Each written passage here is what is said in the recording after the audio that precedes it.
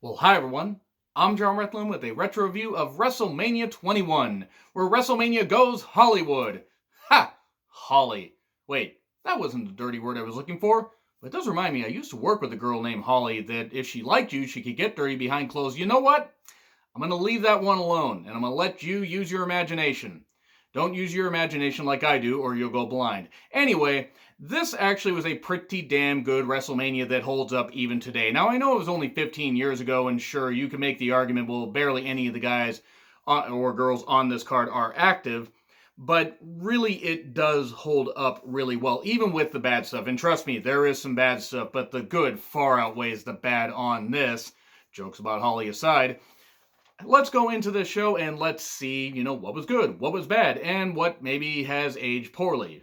Again, not a lot of this show has really aged all that poorly, and this show breezed by even at 4 hours, or nearly 4 hours. Lillian Garcia singing America the Beautiful. Lillian Garcia with a hell of a goddamn voice. Great ring announcer.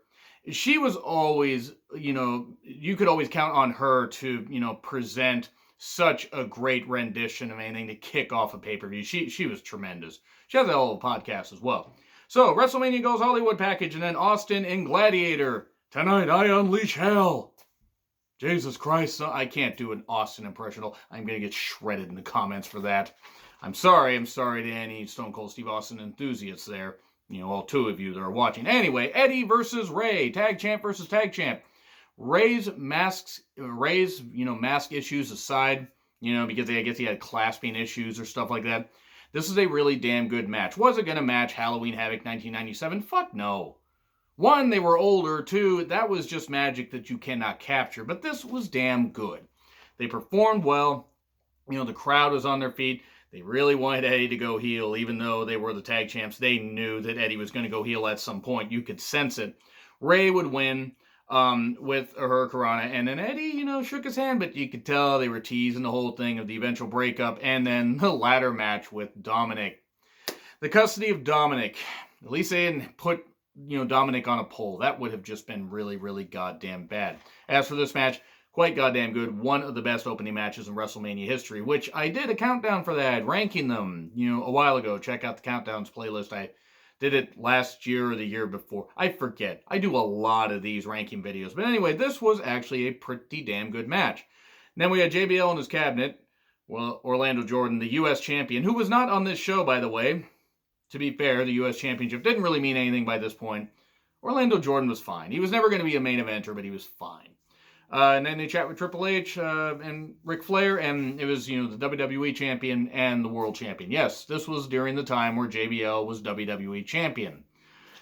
Well, it was a typical exchange. We get the Money in the Bank match. Chris Jericho versus Christian versus Kane versus Shelton Benjamin versus Chris Benoit versus Edge. Yes, I said Chris Benoit because Chris Benoit was featured here. There were 4 Canadians in this. Now, I know that they also had U.S. citizenship, but I'm just saying, it's just kind of funny you had 4 Canadians here. Jericho, Christian, Benoit, and Edge. Obviously, not Shelton and Kane. But Shelton, this was a showcase for him. This is where he really arrived. He was on fire in 04 and 05. It's a fucking travesty they did not put the WWE Championship on him. At least based on ability alone. Am I saying he was a good promo? No, but they put the championship on people before that weren't all that good of a promo. I'm just saying, and I'm talking even at this point. This was a really good match. It was a car crash match. It was what it was. The first ever Money in the Bank ladder match. Though, the ending was a little bit odd because I don't know why Edge hit nothing, and then, climbed the ladder you swung a chair at nothing and then climbed the ladder to get the briefcase. It's because WWE has erased Benoit from their history. That's why I'm saying it. Benoit he was inflicting so much damage. People were trying to take out his arm. If only people did that 2 years later. Whew, boy. By the way, if you watch this after you watch Dark Side of the Ring Part 1 and 2 about Benoit, gives you a whole different perspective where you're just thinking, is that what did it? Is that the move that did it? The headbutt from the top of the fucking ladder, for God's sakes. Oh, this is also the last Mania for Eddie, and it's a goddamn shame. But this was a really good match. Edge wins, being the first ever Money in the Bank winner. Even though you could argue that Hulk Hogan had won the unofficial Money in the Bank briefcase back at Mania 9 in 1993 when he cashed in a title shot on Yokozuna, who had just beaten Bret Hart a bit before. So, and oh boy, that still pisses me off. Eugene is then there. Remember Eugene? Remember that fucking character? Eugene was a goddamn travesty of a character. Now, he wasn't a bad performer, but he's a goddamn travesty. He gets beat up by Muhammad Hassan and Daivari, and then Hogan makes a save, beating up the brown people like only he can, and celebrates, gets a huge pop. It was the last big moment for Hogan at Mania, even though he would appear at a couple after that. We then get Randy Orton versus Undertaker. And Taker astro gliding to the ring. Have fun unseeing that. It was the worst escalator I've ever goddamn seen. It was just him on like, you know, something. I guess his hip was acting up. He's just like, I need help getting to the ring. The ramp is so long and I don't have my motorcycle. I almost said motorbike, and it would have been funny. But this is the best match of their feud of 05. Now, I'm not saying that there weren't crisper moments in future matches. SummerSlam 05, the casket match with Orton and Bob Orton Jr., and then the eventual Hell in a Cell match at Armageddon 05 to blow off the feud. But I still like this one. It was just at its peak. Sure, SummerSlam 05, yeah, Orton won. And you could argue that Orton should have won here. Orton actually, apparently, turned down the offer to end the Undertaker streak out of respect to Taker, if you believe the stories. And the RKO out of the chokeslam was beautiful. Interference from Bob Orton Jr. and a tombstone for 3. And, because of course you're going to get that. But he had the cast on and everything. And he was also, he also just been inducted in the Hall of Fame the previous night. This is a good match, though. I enjoyed this one. What I didn't enjoy was the next one. Christy Hemme with Lita in her corner versus Trish Stratus Women's Championship match. It was supposed to be Trish versus Lita, but then Lita blew her knee and then blew Edge. I'm sorry, I had to fucking say that, because this was the whole we want Matt thing, because all that stuff was coming out, and Lita went from, and through no fault of her own, look, you know, couples grow apart, this kind of stuff, whatever. People had said the stuff about Lita. She did not have the best exit from her full-time run in 06. That was pretty goddamn shit. But Trish was dealt a bad hand here, and so was Christy. Christy was rushed into the goddamn ring when she was not ready. And bless her, she tried. This wouldn't have even qualified to be a championship match on Sunday Night Heat, because Christy wasn't ready, and they had to shoehorn somebody in there, and Trish tried, but this match was atrocious. I give the women full credit for trying, but this is a match that should have not happened. I did love bitchy Trish, so she was fucking great. I would argue she was a better heel than she was a face, and I'm not saying she wasn't likable. If you see her, you know, Instagram and her Twitter, you know, stuff about, like, you know, yoga and all stuff and being positive, that stuff is great, but I'm just saying bitchy Trish during her run was so fucking good. Yeah, bad botched roll up where it looked like Christy pinned Trish for 3, but nope, chick kick for 3. Thank fuck that's over. And then we get Shawn versus Kurt. Hooray! One of the best matches in WrestleMania history. Part of their epic trilogy in 2005. Then we had Vengeance 05, and then we had the Homecoming of Raw, October 3rd of 2005. The 30-minute Iron Man match, which ended up in a draw, I believe. And then they were part of a 3-way match at Taboo Tuesday, later that month. It was a classic. What the fuck else do you want me to say? Shawn out-wrestled Kurt at first. Kurt, you know, focused on Shawn's bad back. There was an announcer's table spot, easy for me to say. There was some really, really good stuff. Yeah, this was just fucking great throughout. I would argue that if you were to compile, like, say, top 20 of the best WrestleMania matches in history, if this isn't top 10, then it's got to be number 11. Because just pure wrestling, pure storytelling, everything, this just was really goddamn good. Are there ones that the crowd was more invested in? I'm not talking on this night, but in general, sure, absolutely. But pure athleticism and just them taking everything seriously and telling a great story, it's hard to beat this, especially in the last 15 years. I'm not saying this is the best Mania match in the last 15 years, no siree, but it's up there. Like, it really is up there. And eventually the ankle lock does tap out Shawn Michaels. He was in it forever, and then he taps out. So then we get Piper's Pit with Austin, and then Carlito interrupts. This was not good. This is the second Mania that I reviewed that put Piper in a not very good, role. Mania 11, which you can check out that retro review. And, that's why I'm wearing the Piper shirt.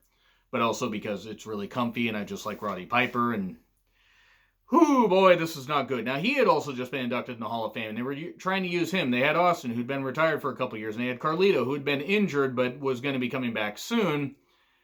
This was bad. This was just really, really bad. It was endless talking. I had seen this so much that I actually took a shower during this because I got to go to work a little bit later. And I don't take long showers, but I don't take short showers either. And this was still going when I got out. Like Carlito got laid out, all that stuff and everything. They tried, but it just wasn't interesting, at least in my opinion. Then Carlito got laid out, started a Piper. There you go. And then we get the sumo match, Akebono versus the Big Show. Whoever the fuck thought this was a good idea to put this on pay-per-view, God damn it, Vince. It had to have been Vince. There's no way. And nothing against Akebono, and nothing against the Big Show. Nobody wants to see a fucking sumo match on a U.S. pay-per-view. If you want to put this on a Japanese pay-per-view or Japanese Big Show, and no, I'm not talking a Japanese version of the Big Show, I'm just talking like a Japanese wrestling show.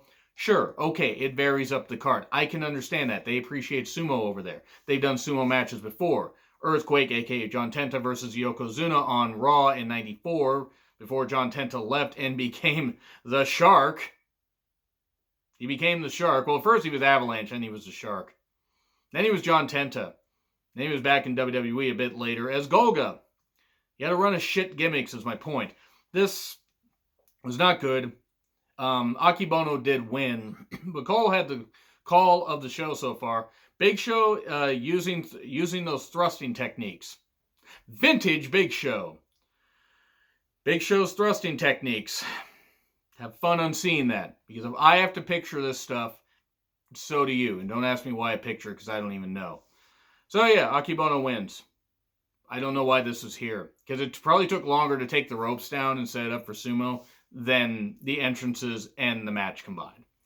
Then we get John Cena versus JBL WWE Championship match. Okay, there was a lot of glitter and stuff, you know, the big balls of glitter, the big circles of glitter. And Cena would win, but it was a match that just kind of happened.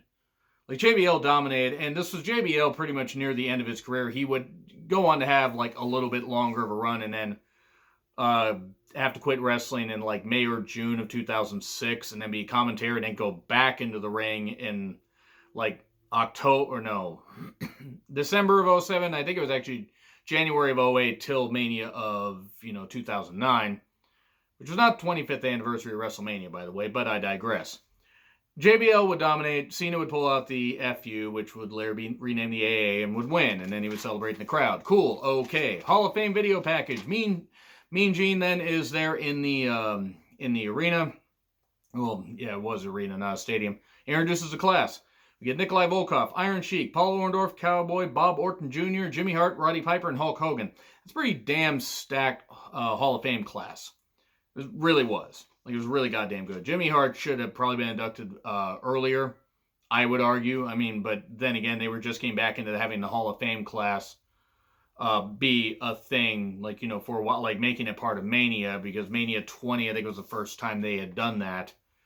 Yes, I don't think they did. They didn't even have like much of a Hall of Fame class release ceremony from 97 to 03, or if they did, they just didn't advertise it. So anyway, yeah, you got the Hall of Fame class. You get Batista versus Triple H, World Championship match, Ric Flair at ringside. And Triple H is like, hey, Motorhead, can you play me to the ring? Motorhead, let me see what I can do about that.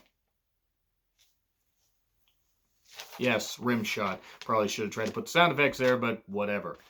Anyway, how was the match? Good. It was good. I can see why some people would argue, Cena winning the championship probably should have gone on last. This was a better built storyline. Much better build.